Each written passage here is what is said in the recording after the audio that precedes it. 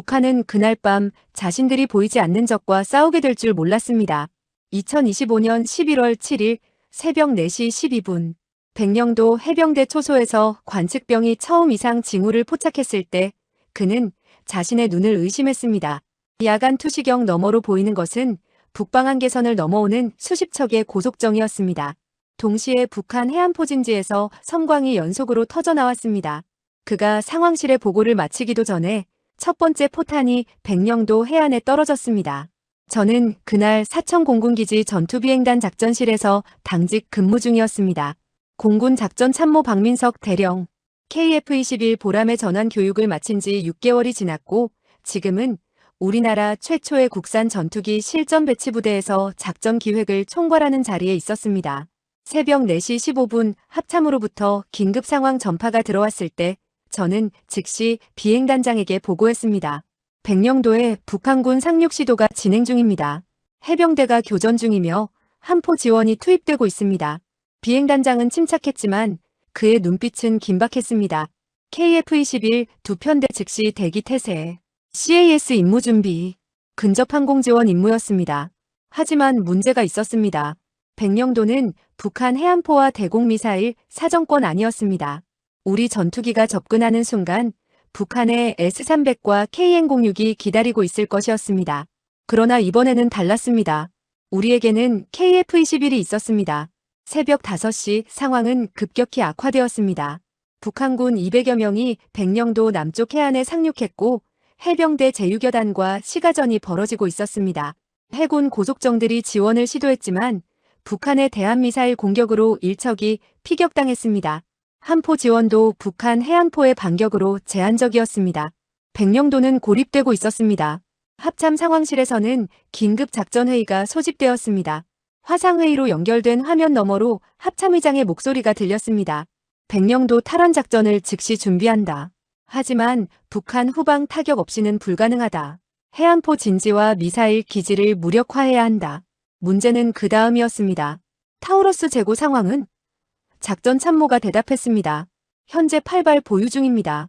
하지만 이 물량으론 북한의 주요 표적을 모두 타격하기엔 부족합니다. 타우러스 KPD-350, 500km 사거리의 이 순항 미사일은 우리 공군이 보유한 가장 강력한 장거리 타격 무기였습니다. 하지만 독일이 추가 도입을 거부한 이후 우리는 제한된 물량만을 보유하고 있었습니다. 그리고 타우러스는 F-15K에만 장착 가능했습니다. 무게 1.4톤의 대형 미사일이었기 때문입니다. KF-21은 아직 타우러스 통합이 완료되지 않았습니다. AGM-158은요? 누군가 물었습니다. 미국산 JASSM 순항 미사일이었습니다. 작전 참모가 고개를 저었습니다. 재고가 없습니다. 미국 측에 긴급 도입을 요청했지만 승인까지 최소 72시간이 걸립니다. 72시간. 사흘이었습니다. 그 시간 동안 백령도 해병대는 버틸 수 없었습니다. 북한군은 이미 중무장 병력을 추가로 투입하고 있었고 우리는 그들의 보급로를 끊을 방법이 없었습니다. 새벽 6시 백령도 해병대 제유교단 여단장으로부터 다급한 보고가 올라왔습니다. 적 병력 추가 상륙 중. 현재 아군 병력으론 이틀 이상 버티기 어렵습니다. 항공 지원 없이는 섬을 지킬 수 없습니다. 그의 목소리는 떨리고 있었습니다. 200명의 해병대원이 500명이 넘는 북한군과 싸우고 있었습니다. 탄약은 떨어지고 있었고 부상자는 늘어나고 있었습니다. 합참의장은 침묵했습니다. 그 침묵이 의미하는 바를 모두가 알고 있었습니다. 우리에겐 선택지가 없었습니다. 백령도를 포기하거나 아니면 불가능한 작전을 시도하거나 F-15K를 투입해 북한 방공망 안으로 들어간다는 것은 조종사들을 죽음으로 보내는 것과 다름없었습니다. 타우러스 8발로는 턱없이 부족했습니다. 그렇다고 해병대를 버릴 수도 없었습니다. 그때 공군 참모총장이 입을 열었습니다. 철룡이 있습니다. 그리고 KF-21이 있습니다. 회의실이 조용해졌습니다. 철룡. 모두가 그 이름을 알고 있었습니다. 국방과학연구소가 4년간 개발해온 국산 장거리 순항 미사일, 800km 사거리, 타우러스를 능가하는 정밀도, 그리고 완전한 국내 기술. 그리고 무엇보다 철룡은 KF-21에 장착 가능했습니다. 무게 1.3톤. KF-21의 무장 탑재량 안에 들어왔습니다. KF-21은 아직 실전 배치 초기 단계입니다. 누군가 반대했습니다. 철룡도 작전 인증이 끝나지 않았고요. 두 개의 검증되지 않은 무기 체계를 동시에 실전에 투입한다는 건 너무 위험합니다. 공군 참모총장이 대답했습니다. 그렇다면 백령도는 어떻게 됩니까? 우리 해병대는요? 검증된 무기를 기다리다가 동료들을 잃을 겁니까? 저는 작전실 한쪽에서 KF-21의 재원을 다시 확인하고 있었습니다. 4.5세대 스텔스 전투기, 레이더 반사 면적 0.5제곱미터 수준, F-15K의 10분의 1도 안 되는 수치였습니다. 북한 방공망이 KF-21을 탐지하기는 어려웠습니다. 게다가 KF-21은 초음속 순항이 가능했습니다. 마하 1.5 이상의 속도로 장시간 비행할 수 있었습니다. 이것은 F-15K도 할 수 없는 일이었습니다. 철룡과 KF-21의 조합. 이것은 단순한 무기 체계가 아니었습니다. 완전한 국산 전력이었습니다. 전투기도 우리가 만들었고 미사일도 우리가 만들었습니다. 독일의 승인도 미국의 허락도 필요 없었습니다. 우리 마음대로 쓸 수 있는 온전히 우리 것인 무기였습니다. 하지만 문제는 검증이었습니다. KF-21은 실전 배치된 지 6개월, 철룡은 2개월, 둘 다 실전 경험이 없었습니다. 새벽 7시 대통령의 재가가 떨어졌습니다. KF-21과 철룡을 투입하라.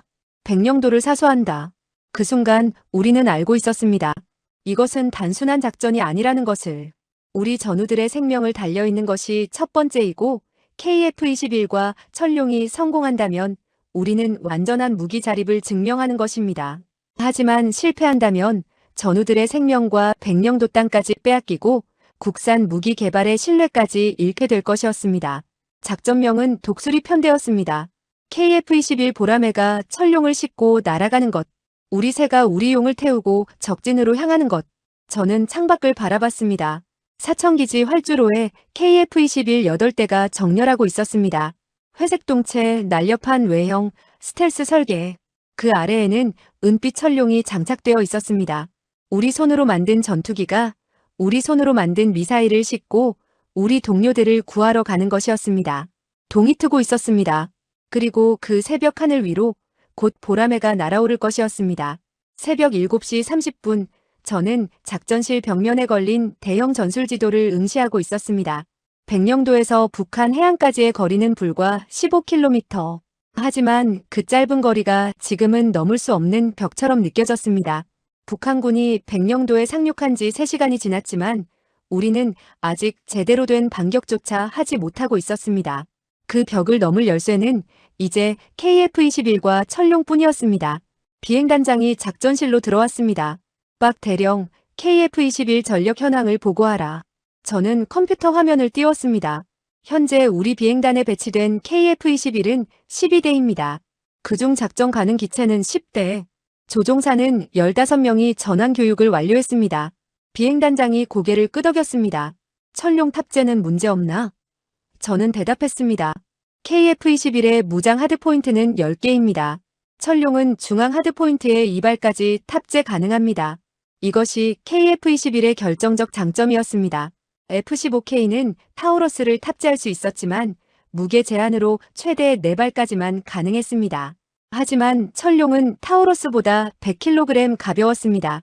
KF-21은 철룡 2발과 함께 공대공 미사일, 전자전 장비까지 동시에 탑재할 수 있었습니다.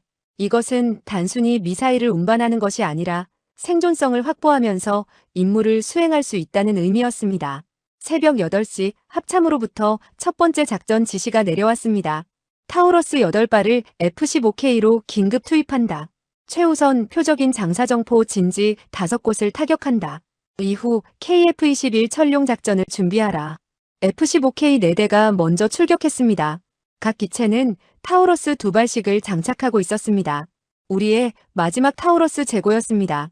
작전실 한쪽에서 정보참모가 북한군 동향을 브리핑하고 있었습니다. 북한 제4군단 예하 해안포병여단이 완전 전개 상태입니다. 특히 해주 인근의 M1978 170mm 자주포 36문이 사격 준비 태세를 갖추고 있습니다. 추가로 옹진반도의 KN-01 대한미사일 기지 3곳, 해안포 진지 4곳이 작전 중입니다.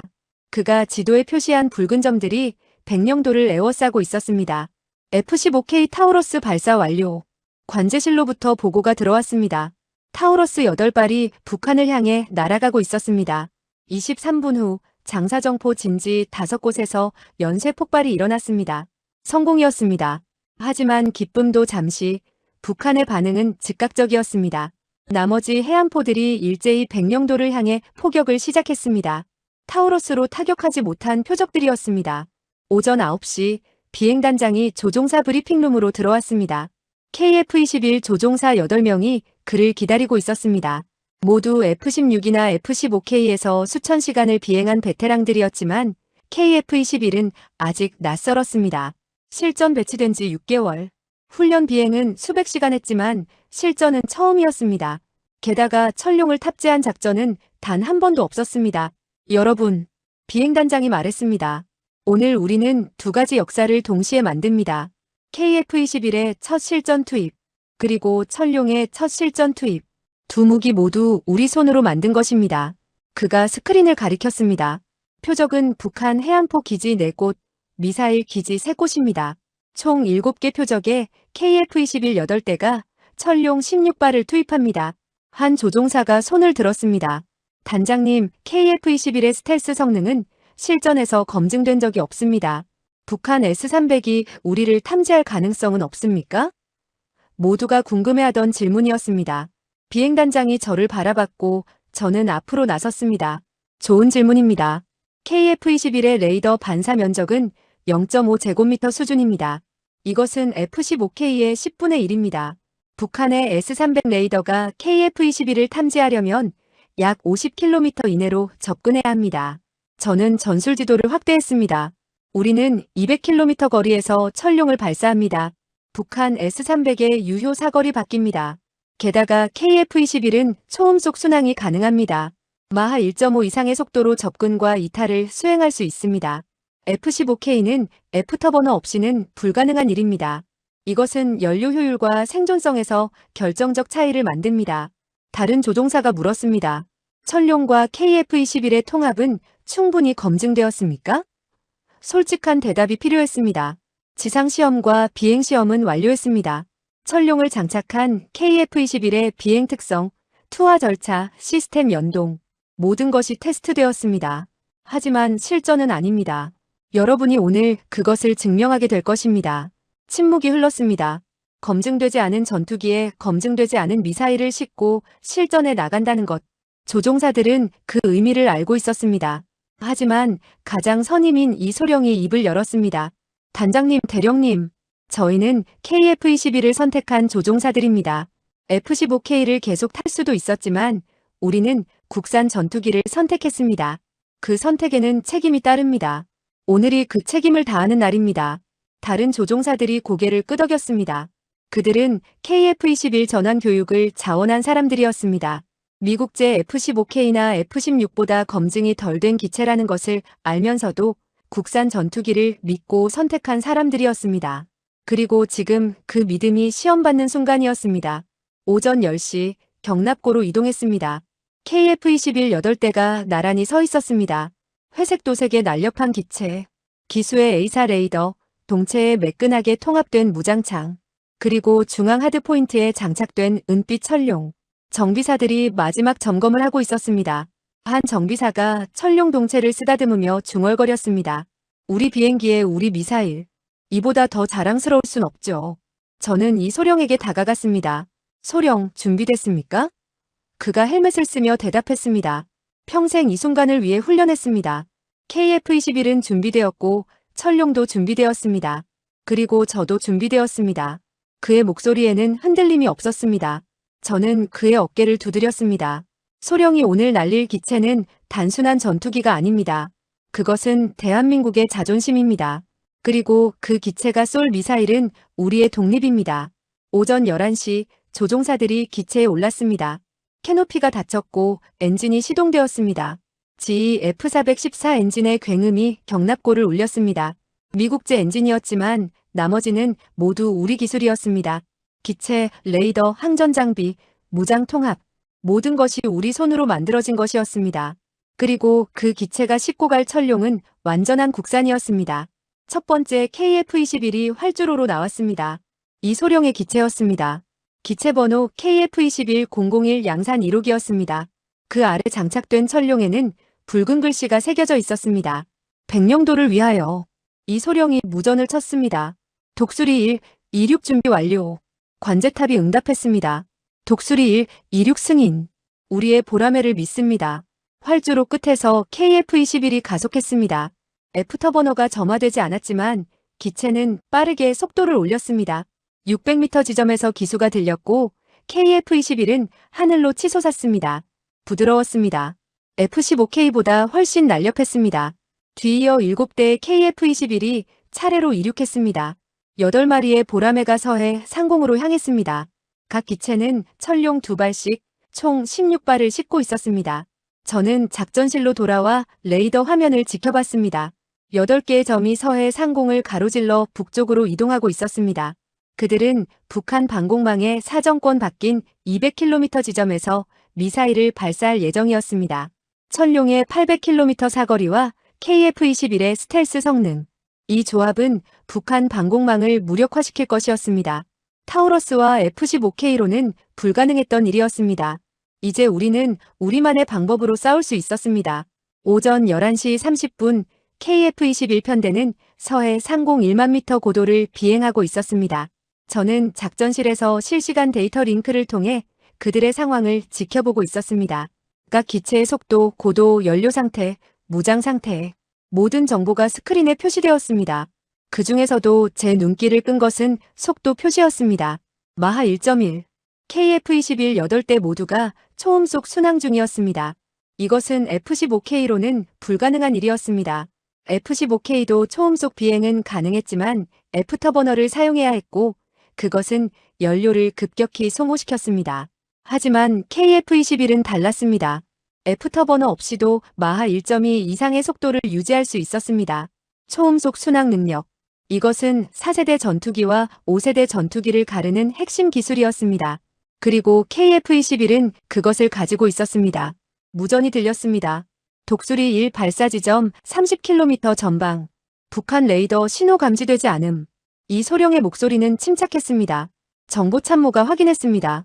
북한 조기경보 레이더가 KF-21을 탐지하지 못하고 있습니다. 스텔스 성능 정상 작동 중. 작전실에 긴장감이 흘렀습니다. 이것이 KF-21 스텔스의 첫 실전 검증이었습니다. 북한은 서해안에 여러 조기경보 레이더를 배치하고 있었습니다. 구형 소련제 레이더부터 최신형 중국제 레이더까지. 특히 해주 인근에는 중국이 제공한 JY-27 레이더가 있었습니다.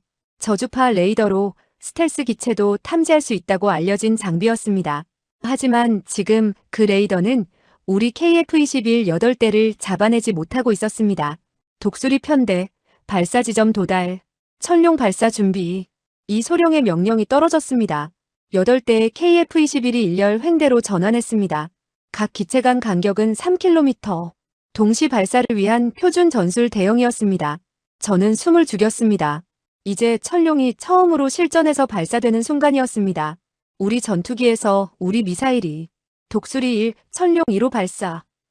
첫 번째 천룡이 KF-21에서 분리되었습니다. 기체 하부의 중앙 하드포인트에서 미사일이 떨어져 나갔습니다. 1초 후 천룡의 터보제트 엔진이 점화되었습니다. 은빛 미사일이 가속하며 북한 해안을 향해 날아갔습니다. 독수리 2, 천룡 3호 발사. 독수리 3, 천룡 5호 발사. 연달아 천룡들이 발사되었습니다. 16발의 천룡이 하늘을 가로질렀습니다.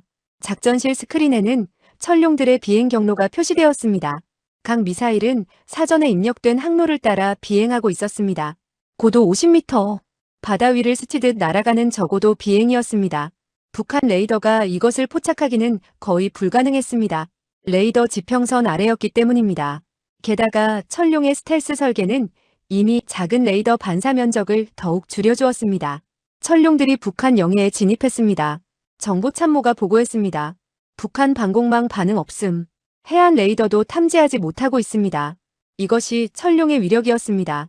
적이 알아채기도 전에 날아가는 유령 같은 미사일. 북한은 자신들을 향해 16발의 순항 미사일이 날아오고 있다는 사실조차 모르고 있었습니다.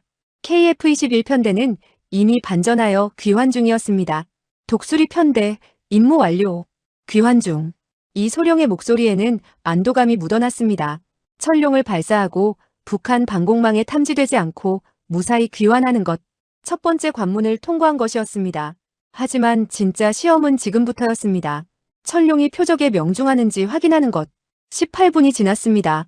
첫 번째 철룡이 표적 상공에 도달할 시간이었습니다. 정찰위성의 실시간 영상이 스크린에 띄워졌습니다. 해주 인근의 해안포 기지. 콘크리트 벙커로 강화된 진지였습니다. 갑자기 화면에 섬광이 터졌습니다. 거대한 폭발이 벙커를 삼켰습니다. 철룡 1호가 표적에 명중한 것이었습니다. 작전실에 환호가 터져나왔습니다. 성공이었습니다. 철룡의 첫 실전 투입이 성공한 것이었습니다. 하지만 기쁨도 잠시, 저는 모두를 제지했습니다. 아직 15발이 남았습니다. 끝까지 지켜봅시다. 연달아 두 번째, 세 번째 폭발이 일어났습니다. 다른 해안포 기지가 파괴되고 있었습니다. 정보참모가 철룡의 비행 데이터를 분석하고 있었습니다.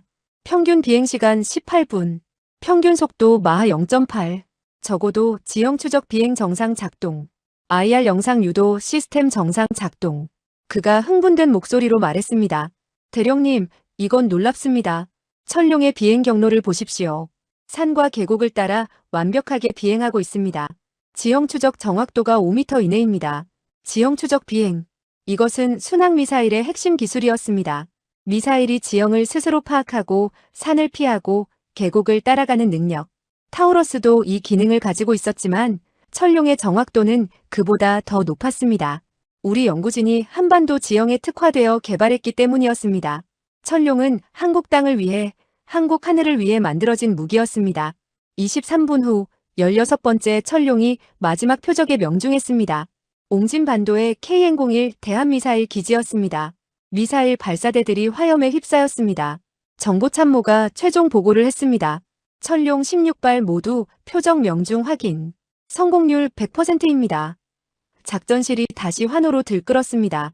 이번에는 저도 함께 환호했습니다. 완벽했습니다. 철룡 16발 모두가 성공한 것이었습니다.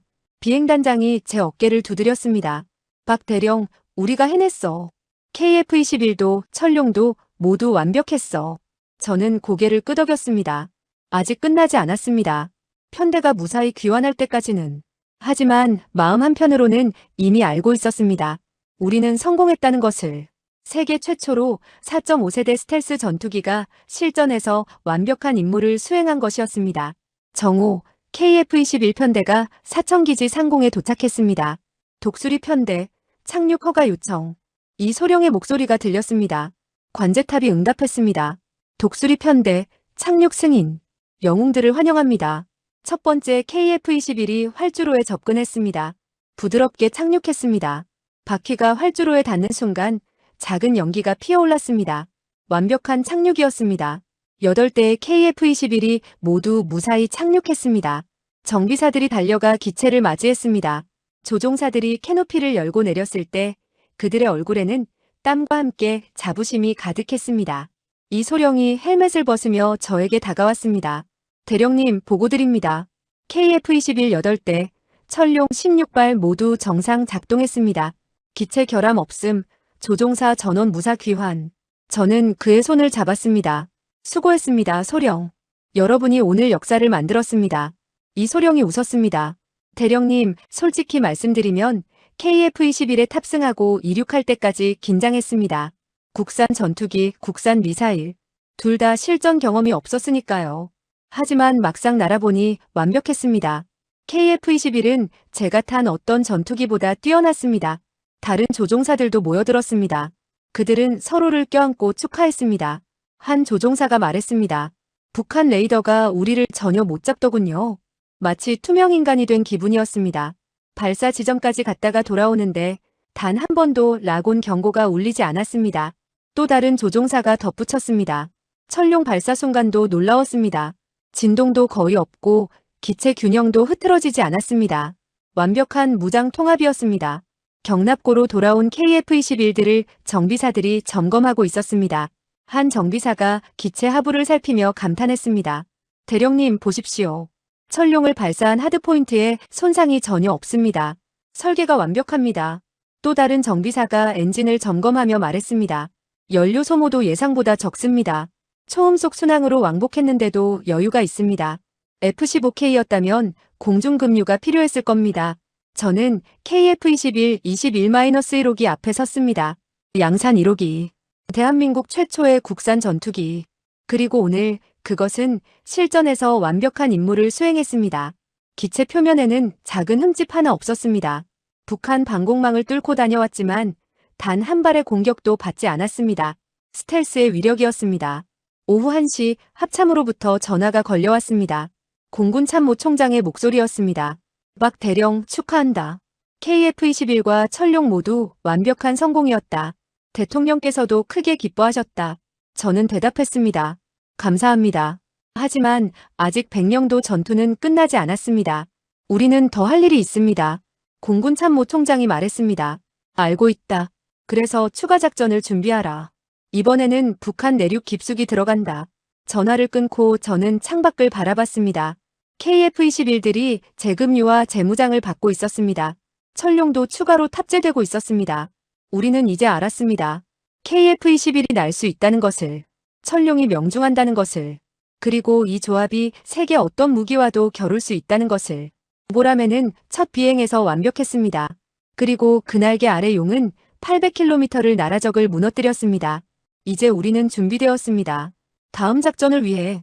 오후 2시 작전실의 대형 스크린에는 북한 해안 지역의 실시간 위성 영상이 띄워져 있었습니다. 천룡 16발이 모두 표적에 명중했고 북한의 해안 방어선은 사실상 붕괴되었습니다. 해안포 기지인 4곳, 미사일 기지 3곳 모두 무력화되었습니다. 백령도를 위협하던 화력 거점들이 사라진 것이었습니다. 정보참모가 북한 통신망 분석 결과를 보고했습니다. 적군 통신망에서 극심한 혼란이 감지됩니다. 해안방어 부대들이 지휘부에 긴급 보고를 하고 있으나 무엇이 자신들을 공격했는지 파악하지 못하고 있습니다. 북한군은 혼란에 빠져 있었습니다. 레이더에 포착되지 않은 전투기가 발사한 레이더에 포착되지 않은 미사일. 그들에게 이것은 유령의 공격이었습니다. 해군으로부터 즉각 보고가 올라왔습니다. 해군 제2함대입니다. 북한 대한미사일 위협이 제거되었습니다. 백령도 증원작전을 개시합니다. 고속정 3척과 상륙정 2척이 출항했습니다. 해병대 증원 병력 300명과 탄약, 의료품을 탑재하고 있었습니다. 천룡이 북한의 해안 방어를 무너뜨리면서 백령도로 가는 길이 열린 것이었습니다. 비행단장이 작전실로 들어왔습니다. 그의 손에는 합참으로부터 온 새로운 작전 명령서가 들려 있었습니다. 박 대령, 2차 작전 명령이 떨어졌습니다. 그가 명령서를 제게 건넸습니다. 저는 재빨리 내용을 읽었습니다. 표적은 북한 내륙이었습니다. 평양 교외의 지하작전 지휘소, 평양 북쪽의 군 통신 중계소, 남포의 서부전선 사령부, 참수작전이었습니다. 이번에도 KF-21입니까? 제가 물었습니다. 비행단장이 고개를 끄덕였습니다. 맞습니다. 평양은 북한에서 가장 방공망이 밀집된 지역입니다. S-300, KN-06, 수백 문이 대공포. 하지만 KF-21이라면 가능합니다. 스텔스 성능이 이미 검증되었습니다. 그의 말이 맞았습니다. 오전 작전에서 KF-21은 북한 레이더를 완벽히 회피했습니다. 평양 상공이라 해도 다르지 않을 것이었습니다. 오후 3시 조종사 브리핑이 다시 시작되었습니다. 이번에는 6명의 조종사가 참석했습니다. KF-21 6대로 천룡 12발을 투입하는 작전이었습니다. 이소령이 브리핑을 주도했습니다. 이번 표적은 평양입니다. 거리는 백령도에서 약 300km. 우리는 서해상공 200km 지점에서 천룡을 발사합니다. 미사일이 북한 내륙 깊숙이 500km를 더 날아가는 겁니다. 한 조종사가 질문했습니다. 평양 상공의 방공망은 어떻습니까? 정보참모가 전술지도를 띄웠습니다.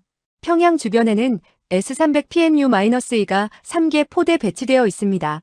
유효 사거리 200km. 그러나 우리는 그 사거리 밖에서 발사합니다. 게다가 KF-21의 레이더 반사 면적은 0.5제곱미터. S-300이 우리를 탐지하려면 50km 이내로 접근해야 하는데 우리는 200km 밖에 있습니다. 이소령이 덧붙였습니다. 게다가 우리는 초음속으로 접근하고 이탈합니다.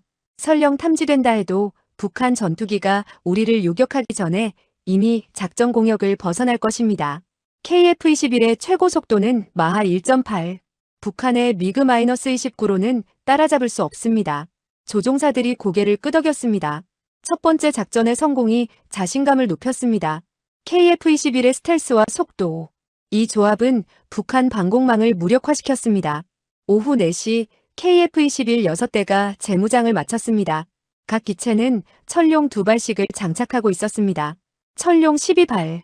3개의 표적에 각각 4발씩 배정되었습니다.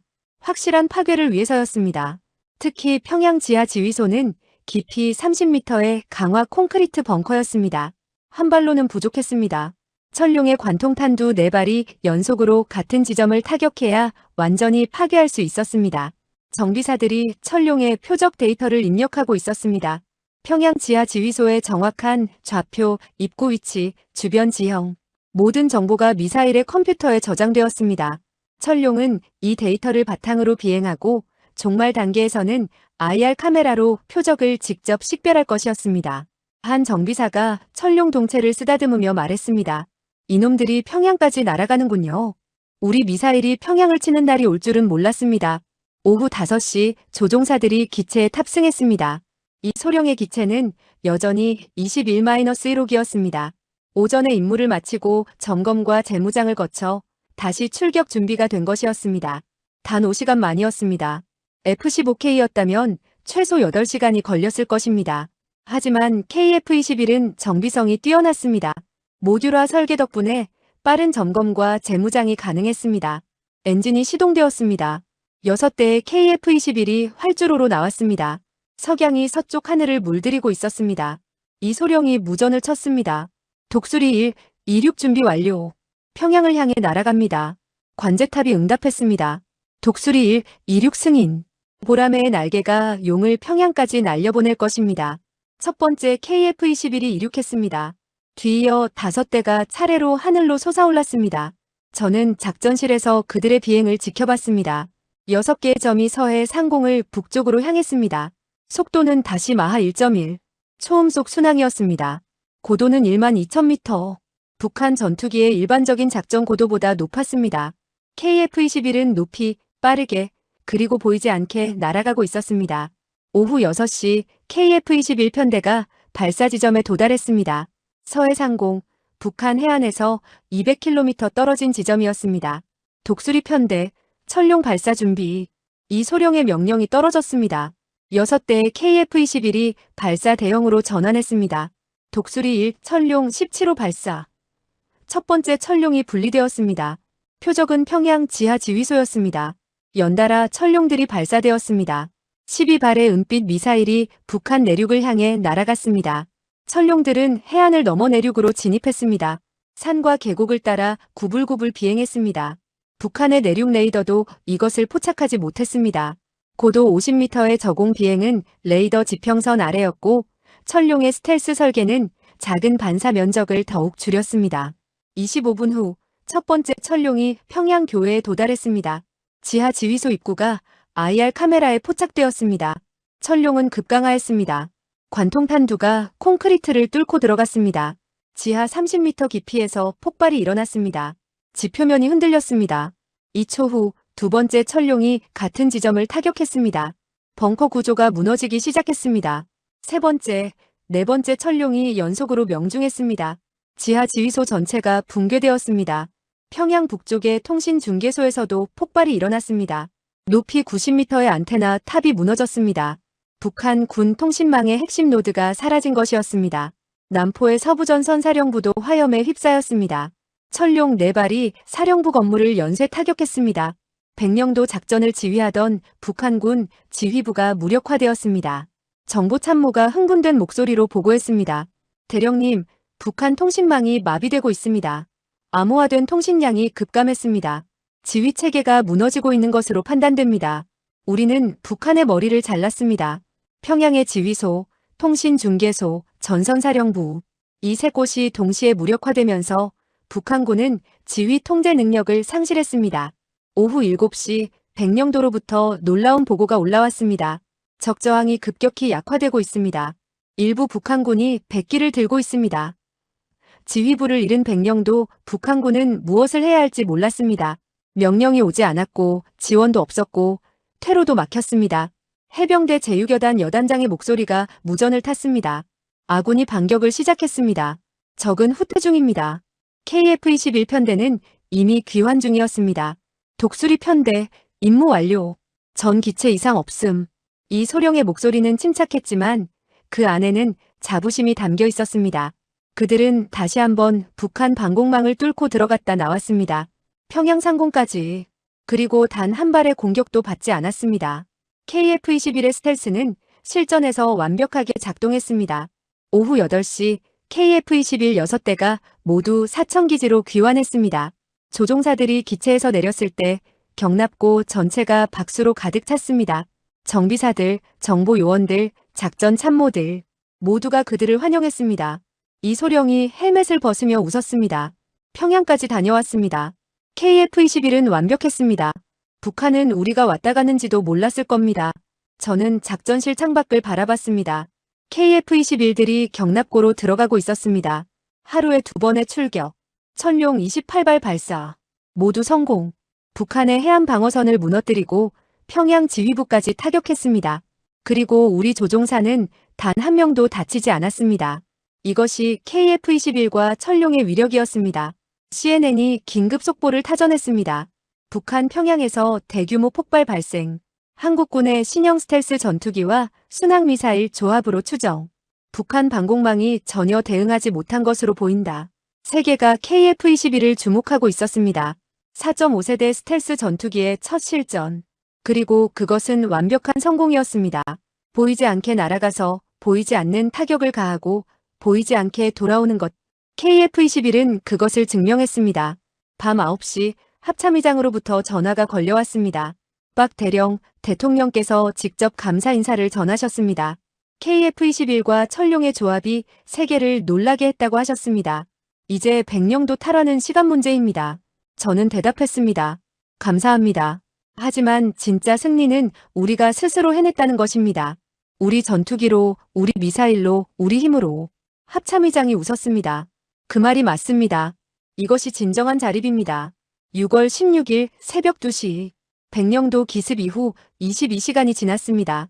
저는 작전실에서 밤을 새우며 국제 반응을 모니터링하고 있었습니다.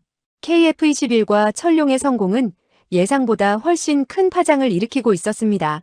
그 중에서도 가장 민감한 반응을 보인 곳은 중국이었습니다. 새벽 1시 중국 외교부가 긴급 성명을 발표했습니다. 중국 정부는 한반도 서해 지역에서 발생한 군사 충돌 사태에 깊은 우려를 표명한다. 특히 한국의 신형 스텔스 전투기와 장거리 미사일 사용은 영내 군사 균형을 위협하는 행위다. 표면적으로는 평화를 호소하는 외교 수사였지만 그 이면의 메시지는 명확했습니다. 중국은 KF-21을 두려워하고 있었습니다. 정보참모가 중국 관영 매체 보도를 브리핑했습니다. CCTV가 특집 방송을 내보냈습니다. 한국의 KF-21이 북한 레이더를 완전히 회피했다는 내용입니다. 중국 군사 전문가들이 출연해 분석하고 있는데 그들의 논조가 매우 경계적입니다. 스크린에 CCTV 방송 화면이 띄워졌습니다. 한 중국 군사 전문가가 말하고 있었습니다. KF-21의 스텔스 성능은 우리가 예상했던 것보다 훨씬 뛰어나다. 만약 이 전투기가 중국 방공망에 침투한다면 탐지가 매우 어려울 것이다. 비행단장이 쓴웃음을 지었습니다. 중국이 우리를 두려워하는군요. 저는 고개를 끄덕였습니다. 그럴만합니다. KF-21은 그들이 예상하지 못한 변수입니다. 중국은 한국 공군이 F-15K와 F-16에 의존한다고 생각했습니다. 하지만 우리는 4.5세대 스텔스 전투기를 보유했고 실전에서 증명했습니다. 이것이 중국을 긴장시킨 이유였습니다. 새벽 3시 국방부로부터 추가 정보가 들어왔습니다. 중국군 북부전구 소속 제-20 스텔스 전투기 6대가 야오닝성 선양기지에서 긴급 출격했습니다. 한중 경계선 인근 공역에서 순찰 비행 중입니다. 제-20 중국의 5세대 스텔스 전투기였습니다. 중국이 자신들의 최신의 전력을 투입한 것은 KF-21에 대한 경계의 표현이었습니다. 정보참모가 전술지도를 업데이트했습니다. 중국 조기경보기 KJ-500 세대도 황해, 상공에 전개되었습니다. 한국 공군 움직임을 감시하고 있는 것으로 판단됩니다. 중국은 단순히 외교적 항의만 하는 것이 아니었습니다. 군사적으로도 대응 태세를 갖추고 있었습니다. 하지만 흥미로운 점은 그들이 국경을 넘지 않는다는 것이었습니다. 경계는 하되 직접 개입은 하지 않는 것. 그것이 중국의 선택이었습니다. 새벽 5시 황구시보가 사설을 실었습니다. 한국의 KF-21은 아시아 군사 균형의 게임 체인저다. 이 전투기의 스텔스 성능은 F-35에 준하는 수준으로 평가된다. 한국이 독자적인 스텔스 전투기를 보유하게 된 것은 중국에게 새로운 전략적 도전이다. 논조는 경계적이었지만 동시에 인정하는 뉘앙스도 담겨 있었습니다. 중국은 KF-21을 무시할 수 없다는 것을 깨달았습니다. 오전 6시 청와대에서 긴급 안보회의가 소집되었습니다. 외교부 장관이 보고했습니다. 중국 대사가 면담을 요청했습니다. 하지만 이전과는 달리 강경한 경고보다는 우려 표명 수준이었습니다. 중국은 한국의 군사 능력을 재평가하고 있는 것으로 보입니다. 국방부 장관이 덧붙였습니다. 중국군의 움직임도 방어적입니다. 제20 출격과 조기 경보기 전개는 감시 목적이지 개입 의도는 보이지 않습니다. 대통령이 질문했습니다. 중국이 태도를 바꾼 이유는 무엇입니까? 국방부 장관이 대답했습니다. KF-21 때문입니다. 중국은 한국이 스텔스 전투기를 보유했다는 사실을 알고 있었지만 실전 성능을 확신하지 못했습니다. 하지만 이번 작전으로 모든 의구심이 사라졌습니다. KF-21은 북한 방공망을 완벽히 무력화시켰고 평양까지 침투했습니다. 중국은 이제 알고 있습니다. KF-21이 그들의 방공망도 뚫을 수 있다는 것을. 그것이 핵심이었습니다. 중국의 계산착오. 그들은 한국을 미국 무기에 의존하는 중견국으로 봤습니다. F-15K와 F-16으로 무장한 예측 가능한 공군. 하지만 KF-21의 등장은 그 계산을 무너뜨렸습니다. 스텔스 전투기를 독자 개발한 나라는 전 세계에서 미국, 중국, 러시아뿐이었습니다. 그리고 이제 한국이 네 번째가 되었습니다. 오전 9시 미국 국무부도 성명을 발표했습니다. 미국은 동맹국 한국의 KF-21 전투기 성공적인 실전 운용을 환영한다. 이는 한미동맹의 상호운용성을 강화하고 영내 안보를 증진시킬 것이다. 표면적으로는 축하하는 내용이었지만 미국도 복잡한 심경이었을 것입니다. 동맹국이 강해지는 것은 좋지만 그것이 미국 무기 의존도를 낮춘다는 의미였기 때문입니다. 미국 CNN이 군사 전문가 인터뷰를 방송했습니다. 전직 미 공군 장성이 출연해 말했습니다. KF-21은 인상적입니다. 특히 천룡 순항미사일과의 통합이 완벽합니다. 이것은 한국이 완전한 무기 자립을 달성했다는 의미입니다. F-35를 도입하지 않고도 독자적으로 스텔스 전력을 구축했습니다. 그가 강조한 부분은 독자적이었습니다. 미국의 기술 지원 없이 한국 스스로 해낸 것. 오전 10시 일본 NHK도 특집 보도를 냈습니다. 한국의 KF-21, 일본 F-35보다 빠른 실전 배치. 일본 방위성, 한국 스텔스 전투기 능력 재평가 중. 일본도 긴장하고 있었습니다. 일본은 미국으로부터 F-35를 도입했지만 독자 개발은 하지 못했습니다. 반면 한국은 KF-21을 개발했고 실전에서 그 능력을 입증했습니다. 동아시아 군사 균형이 재편되고 있었습니다. 정오, 로이터가 분석 기사를 실었습니다. KF-21과 천룡의 조합, 동남아 무기 시장 지각 변동 예고, 필리핀, 베트남, 인도네시아 등이 도입 관심 표명. KF-21의 성공은 즉시 수출 가능성으로 이어지고 있었습니다. F-35는 가격이 비쌌고 미국의 수출 통제가 까다로웠습니다. 하지만 KF-21은 상대적으로 저렴했고 한국의 결정만으로 수출할 수 있었습니다. 게다가 천룡까지 패키지로 판매한다면 완전한 장거리 타격 체계를 제공하는 것이었습니다. 오후 2시 중국 국방부 대변인이 기자회견을 열었습니다. 중국은 한반도 정세 안정을 위해 관련국들과 협력할 준비가 되어 있다. 그러나 영내 군사 균형을 위협하는 무기 체계의 확산은 경계한다. 대변인의 말투는 이전보다 신중했습니다. 직접적인 비난이나 위협 대신 경계라는 완곡한 표현을 사용했습니다. 중국도 KF-21을 함부로 자극할 수 없다는 것을 깨달은 것이었습니다. 비행단장이 CNN 방송을 보며 말했습니다. 세계가 우리를 다르게 보기 시작했습니다. 이제 한국은 미국 무기에 의존하는 나라가 아닙니다. 스스로 최첨단 무기를 만들고 운용하는 나라입니다. 저는 고개를 끄덕였습니다. 맞습니다. 하지만 그것은 새로운 책임도 의미합니다. KF-21과 천룡의 성공으로 우리는 더 이상 숨을 수 없습니다. 세계가 우리를 주목하고 있고 주변국들은 우리를 경계하고 있습니다.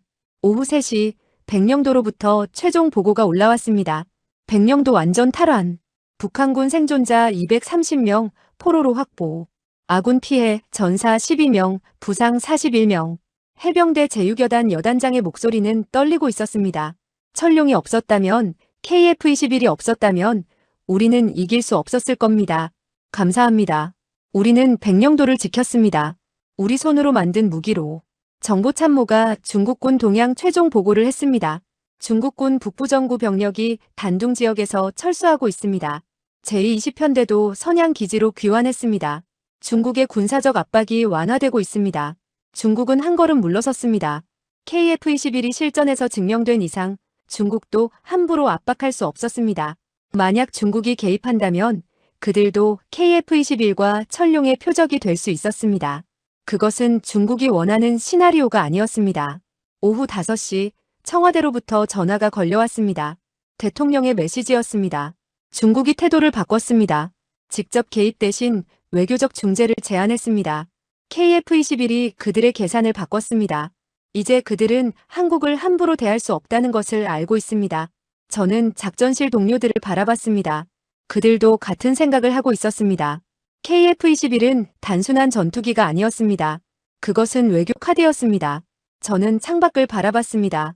사천기지 활주로에 KF-21들이 정렬되어 있었습니다. 회색 동체에 날렵한 전투기들. 오늘 그들은 휴식 중이었습니다. 하지만 언제든 다시 날아오를 준비가 되어 있었습니다. 중국은 그것을 알고 있었습니다. 북한도 알고 있었습니다. 일본도 미국도 세계가 알고 있었습니다. 한국은 이제 다릅니다. KF-21이 그 증거였습니다. 중국의 계산착오. 그들은 한국을 과소평가했습니다. 미국 무기에 의존하는 예측 가능한 나라로 봤습니다. 하지만 KF-21의 등장은 그 모든 계산을 무너뜨렸습니다. 스텔스 전투기를 독자 개발하고 실전에서 완벽히 운용하는 나라. 800km를 날아가는 순항미사일을 보유한 나라. 이제 중국도 한국을 함부로 대할 수 없었습니다. KF-21이 그은 선. 그것은 단순한 전술적 경계선이 아니었습니다. 그것은 새로운 전략적 균형의 시작이었습니다. 6월 17일 오전 10시. 백령도 탈환 이후 30시간이 지났습니다. 저는 국방부로 호출되었습니다. 긴급 브리핑 요청이었습니다. 외국 무관들이 KF-21과 철룡에 대한 설명을 듣고 싶어 한다는 것이었습니다. 비행단장과 함께 국방부에 도착했을 때 브리핑룸에는 이미 10여 개국 무관들이 자리를 채우고 있었습니다. 미국, 영국, 프랑스, 독일, 호주. 전통적 우방국들이었습니다. 하지만 눈에 띄는 얼굴들도 있었습니다. 필리핀 무관, 베트남 무관, 인도네시아 무관, 동남아시아 국가들이었습니다. 그들은 KF-21에 관심을 보이고 있었습니다. 국방부 국제협력관이 저를 소개했습니다. 박민석 대령입니다. 백령도 작전에서 KF-21편대를 지휘한 작전 참모입니다. 브리핑이 시작되었습니다. 저는 준비된 자료를 스크린에 띄웠습니다.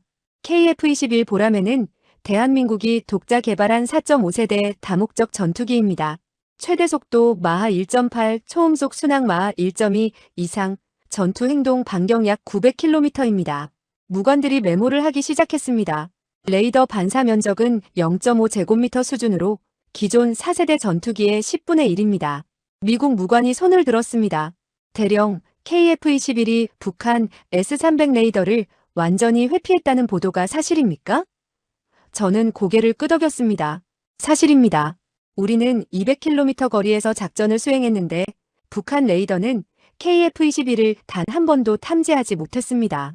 심지어 평양상공까지 침투했을 때도 마찬가지였습니다. 브리핑룸에 감탄의 소리가 흘렀습니다. 영국 무관이 질문했습니다. 철룡 미사일과의 통합은 어떻습니까?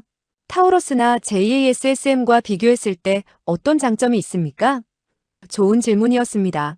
철룡은 무게 1.3톤으로 타우러스의 1.4톤보다 가볍습니다. 이것은 KF-21이 철룡 2발과 함께 공대공 미사일, 연료 탱크를 동시에 탑재할 수 있다는 의미입니다. 타우러스는 F-15K에만 장착 가능했지만 철룡은 KF-21은 물론 FA-50 경공격기에도 장착할 수 있습니다. 프랑스 무관이 덧붙여 물었습니다. 사거리는요? 800km입니다. 타우러스보다 300km 길고 JASSMER과 비슷합니다. 하지만 중요한 차이는 철룡은 완전한 국산이라는 점입니다. 미국이나 독일의 수출 승인이 필요 없습니다. 한국의 결정만으로 생산하고 운용하고 수출할 수 있습니다. 이 말에 동남아시아 무관들이 특히 관심을 보였습니다. 필리핀 무관이 질문했습니다. KF-21과 철룡을 패키지로 도입할 수 있습니까? 저는 국방부 관계자를 바라봤고 그가 대답했습니다. 가능합니다. 우리는 KF-21과 철룡을 통한 무기 체계로 수출할 준비가 되어 있습니다. 조종사 훈련, 정비 지원, 기술 이전까지 포함한 패키지입니다. 베트남 무관도 손을 들었습니다. 가격은 F-35와 비교해 어떻습니까? KF-21은 F-35의 약 60% 수준입니다. 철룡까지 포함해도 F-35 한 대 가격으로 KF-21 한 대와 철룡 10발을 도입할 수 있습니다. 브리핑 후 무관들이 개별적으로 다가왔습니다. 인도네시아 무관이 명함을 건네며 말했습니다. 대령님, 인도네시아는 이미 KF-21 공동 개발에 참여하고 있습니다. 하지만 이번 실전 결과를 보고 확신했습니다.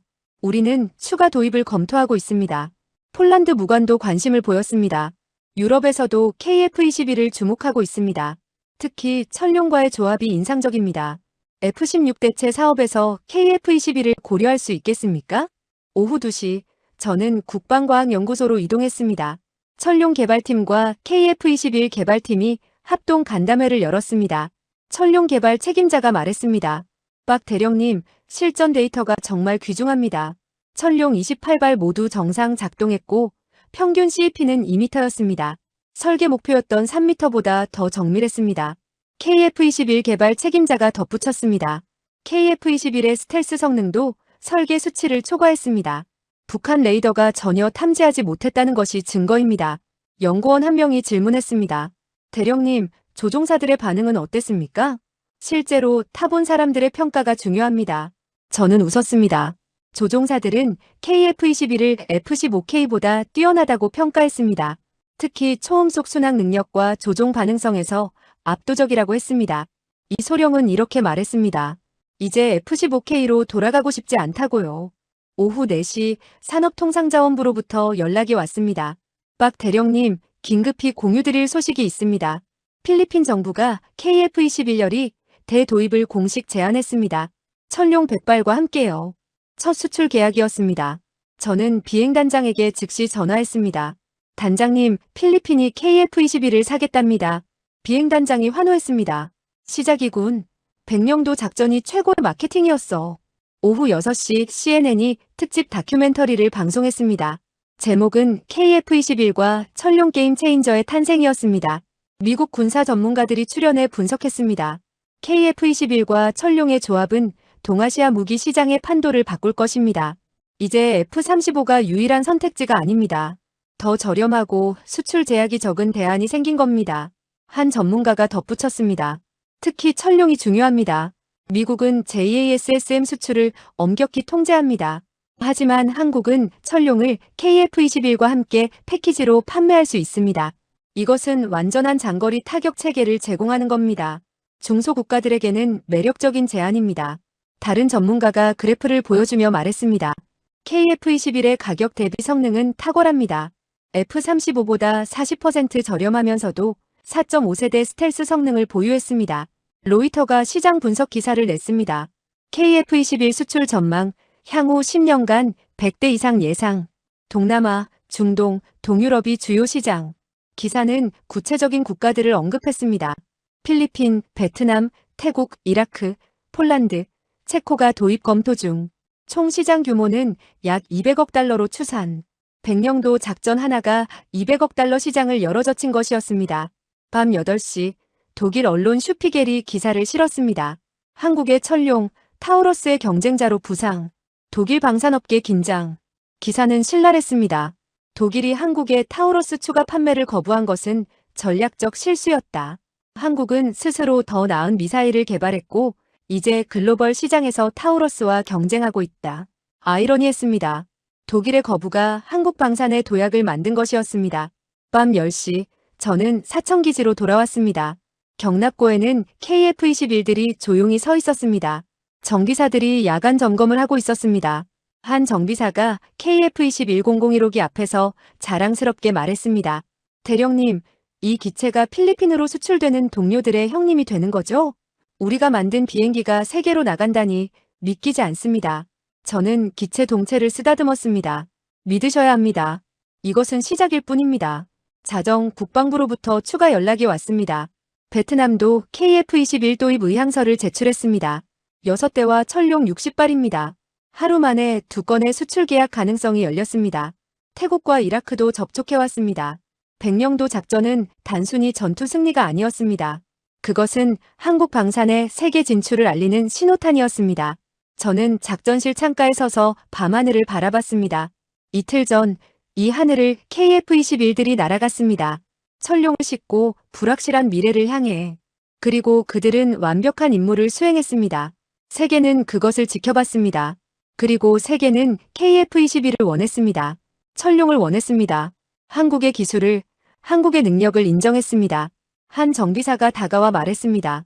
대령님, 제가 이 일을 시작했을 때 우리는 미국 전투기만 정비했습니다.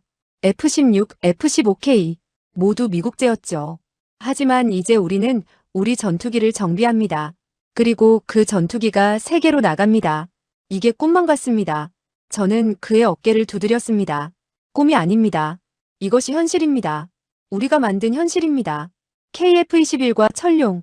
이 조합은 단순한 무기 체계가 아니었습니다. 그것은 한국 방산의 상징이었습니다. 50여 년간 무기를 수입하던 나라가 이제는 수출하는 나라가 되었습니다. 독일이 거부하고 미국이 통제하던 시장에서 한국은 새로운 선택지가 되었습니다. 세계가 주목했습니다. 그리고 세계는 선택했습니다. KF-21을, 철룡을, 대한민국을. 6월 18일 오전 6시 백령도 탈환 이후 50시간이 지났습니다. 저는 청와대로 호출되었습니다. 대통령이 직접 작전 관계자들을 만나고 싶어 했습니다.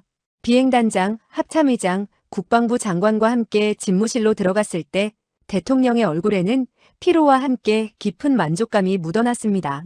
대통령이 우리 한 명 한 명과 악수를 나눴습니다. 여러분 덕분에 백령도를 지켰습니다. 하지만 그보다 더 큰 것을 얻었습니다.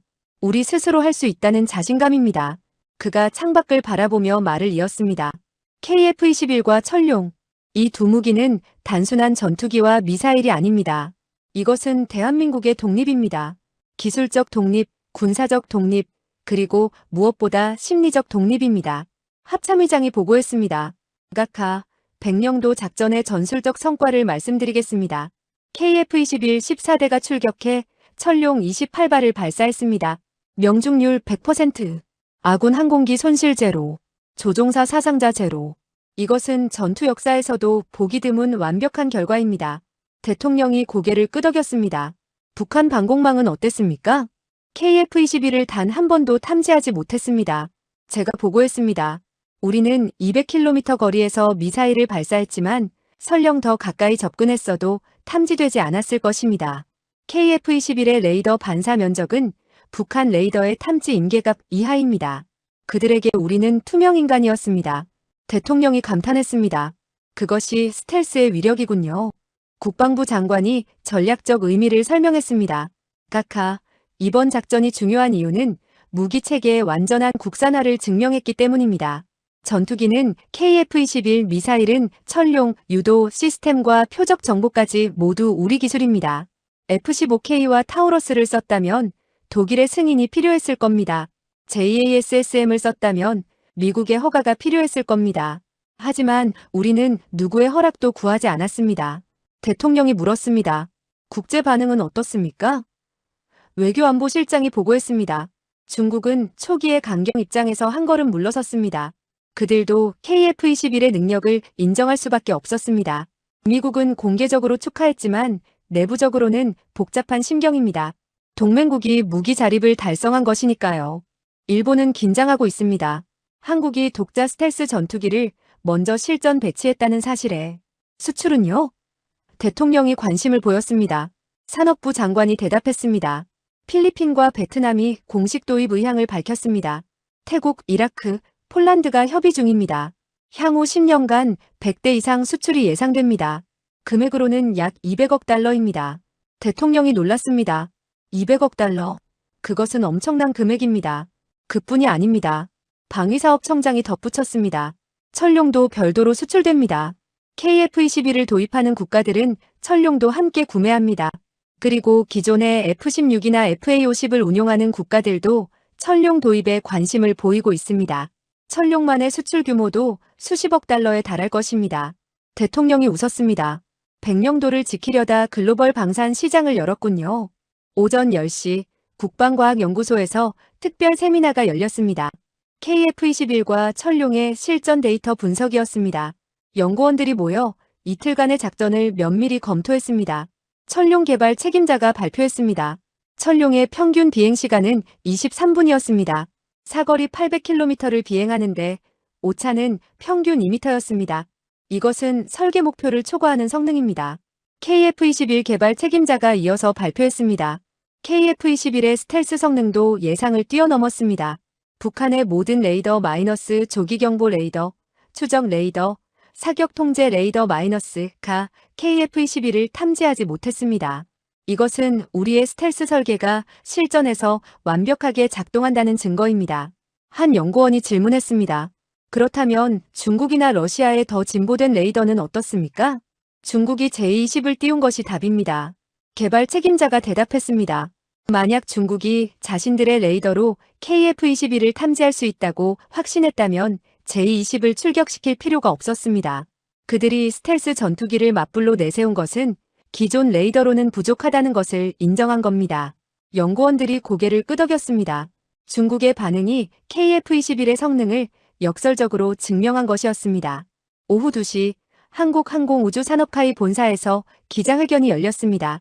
카이 사장이 단상에 섰습니다. KF-21 보라매의 실전 성공으로 우리는 세계 6번째 전투기 수출국이 되었습니다. 미국, 러시아, 프랑스, 중국, 스웨덴에 이어 6번째입니다. 그리고 스텔스 전투기를 수출하는 나라로는 3번째입니다. 기자들의 플래시가 터졌습니다. 한 기자가 질문했습니다. 사장님, KF-21의 수출 가격은 얼마입니까? 카이 사장이 대답했습니다. 기본형은 대당 약 6,500만 달러입니다. F-35A가 약 1억 달러인 것을 고려하면 65% 수준입니다. 하지만 성능은 F-35에 준합니다. 스텔스 능력, 초음속 순항, 장거리 작전 반경, 모든 것을 갖추고 있습니다. 다른 기자가 물었습니다.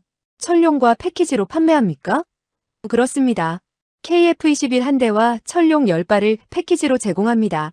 총 가격은 약 7천만 달러입니다. 오후 4시 사천기지 경납고에서 특별 행사가 열렸습니다. 백령도 작전에 참가한 조종사들과 정비사들을 위한 표창식이었습니다. 공군 참모총장이 직접 참석했습니다. 이 소령을 비롯한 8명의 조종사가 단상에 섰습니다. 여러분은 역사를 만들었습니다. 공군 참모총장이 말했습니다. KF-21의 첫 실전 출격, 그리고 완벽한 성공. 여러분은 대한민국 공군의 새 시대를 열었습니다. 이 소령이 대표로 소감을 말했습니다. 저는 F-15K를 15년간 탔습니다. 훌륭한 전투기였습니다. 하지만 KF-21은 다릅니다. 이것은 우리가 만든 전투기입니다. 제가 이 기체를 처음 봤을 때 솔직히 의구심이 있었습니다. 국산 전투기가 정말 미국제만큼 좋을까? 하지만 막상 타보니 그 의구심은 사라졌습니다. KF-21은 최고였습니다. 박수가 터져나왔습니다. 정비사 대표도 발언했습니다. 저희 정비사들도 처음에는 걱정했습니다.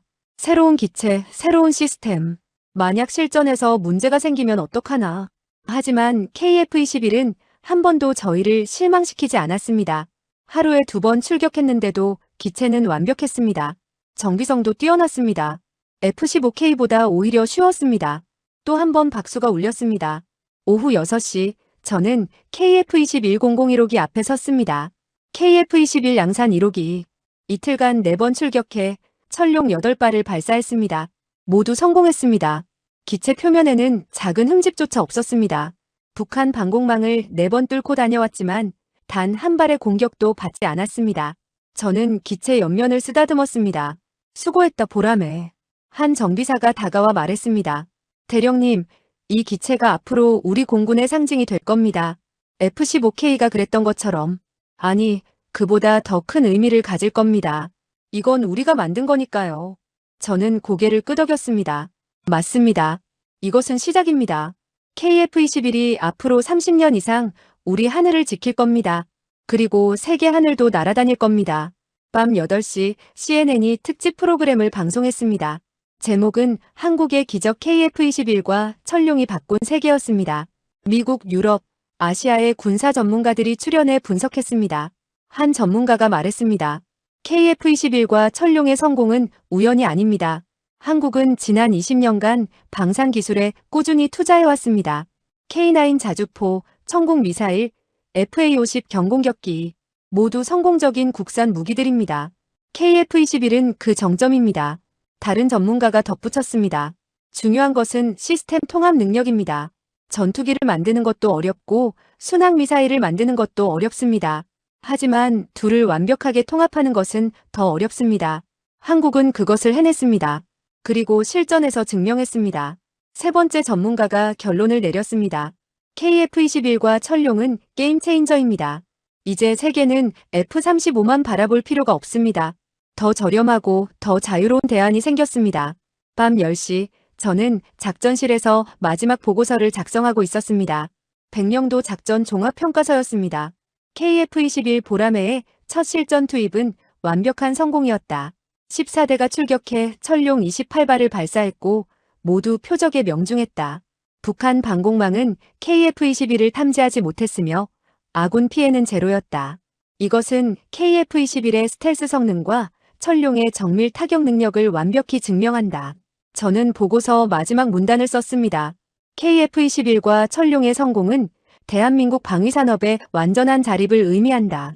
우리는 더 이상 타국의 무기에 의존하지 않는다. 우리는 세계 최고 수준의 무기를 스스로 만들 수 있다. 그리고 그것을 실전에서 증명했다. 이것이 백령도 작전의 진정한 의미다. 자정, 저는 경납고로 나왔습니다. KF-21들이 조용히 서 있었습니다. 내일이면 이 중 일부는 다시 훈련 비행을 할 것이었습니다. 그리고 머지않아 필리핀으로 수출될 KF-21들이 생산 라인에서 나올 것이었습니다. 한국의 하늘을 지키던 전투기가 이제는 세계의 하늘로 날아갈 것이었습니다. 보라매의 날개가 펼쳐지고 있었습니다.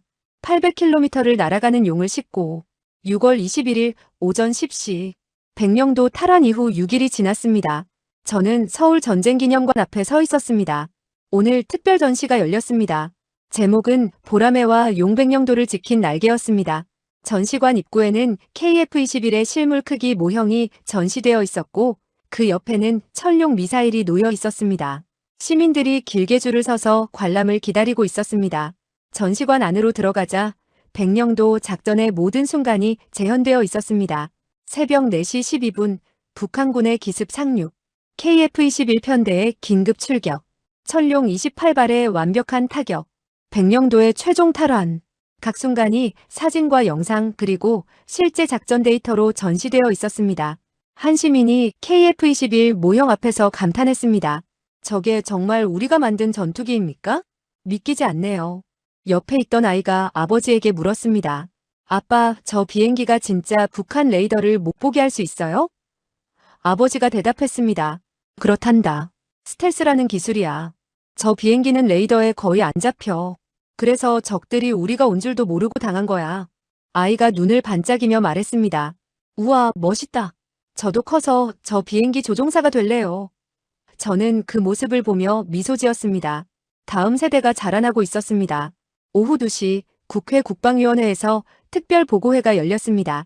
저는 증인으로 출석했습니다. 국방위원장이 질문했습니다. 박 대령, KF-21과 천룡의 성공이 우리 국방에 어떤 의미를 가진다고 보십니까? 저는 신중하게 대답했습니다. 의원님, 이것은 단순한 무기의 성공이 아닙니다. 이것은 전략적 자율성의 확보입니다. 과거 우리는 중요한 작전을 수행할 때마다 미국이나 독일의 눈치를 봐야 했습니다. 무기 사용 승인, 수출 허가, 기술 지원, 모든 것이 그들의 결정에 달려 있었습니다. 저는 말을 이었습니다. 하지만 이제는 다릅니다. KF-21과 천룡은 완전한 국산입니다. 우리가 필요할 때, 우리가 원하는 곳에 우리 마음대로 쓸 수 있습니다. 백령도에서 그것을 증명했습니다. 우리는 누구의 허락도 구하지 않았습니다. 그리고 완벽하게 성공했습니다. 이것이 진정한 주권입니다. 국회의원들이 고개를 끄덕이며 박수를 보냈습니다. 한 야당 의원이 질문했습니다. 하지만 대령 KF-21 개발에는 막대한 예산이 들어갔습니다. 약 8조 원이 넘습니다. 그 돈으로 F-35를 더 많이 살 수도 있었던 것 아닙니까? 저는 예상했던 질문이었습니다. 의원님, 단기적으로는 그럴 수 있습니다. 하지만 장기적으로 보면 KF-21이 훨씬 경제적입니다. F-35는 한 대당 1억 달러이고 부품과 정비도 모두 미국에 의존해야 합니다.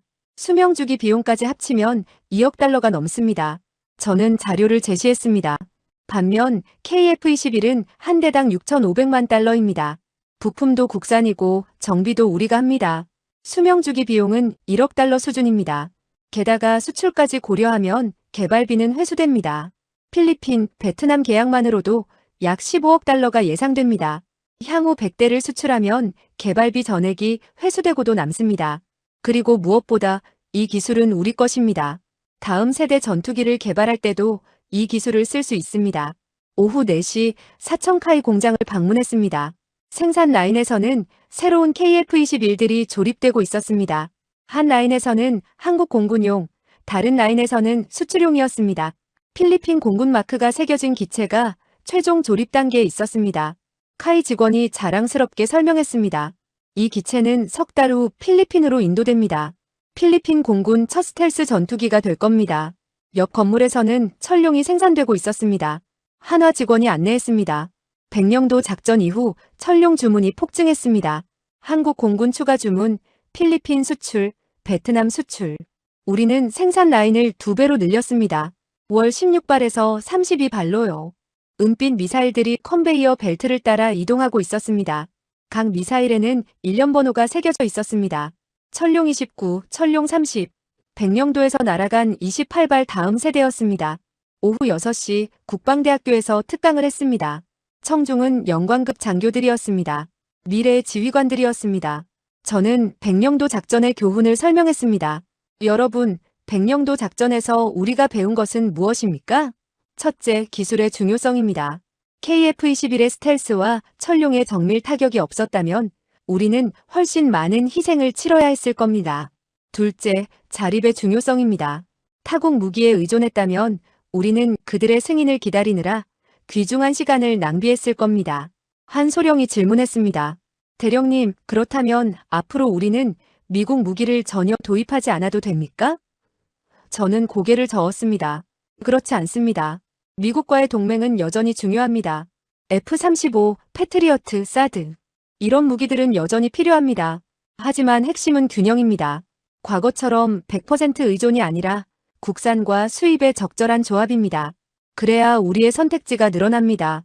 밤 8시, 저는 사천기지로 돌아왔습니다. 활주로에서는 야간 훈련이 진행 중이었습니다. KF-21 2대가 이륙하고 있었습니다. 애프터버너의 푸른 불꽃이 밤하늘을 가르며 솟아올랐습니다. 관제탑에서 무전이 들렸습니다. 독수리 편대, 야간 침투 훈련 개시, 스텔스 모드 전환. 조종사들이 응답했습니다. 독수리 1 스텔스 모드 전환 완료. 레이더 반사 최소화. 저는 관제실로 올라갔습니다. 레이더 화면을 지켜보는 관제사가 말했습니다. 대령님, 신기하죠? 저 KF-21 2대가 지금 30km 밖에 있는데 우리 레이더에도 거의 안 잡힙니다. 우리 레이더인데도요. 저는 웃었습니다. 그게 스텔스입니다. 적 레이더는 더더욱 못 잡겠죠. 관제사가 자랑스럽게 말했습니다. 백령도 때 북한 놈들이 얼마나 당황했을까요? 갑자기 미사일이 날아오는데 어디서 온 건지도 모르고. 밤 10시 작전실에서 마지막 일과를 정리하고 있었습니다.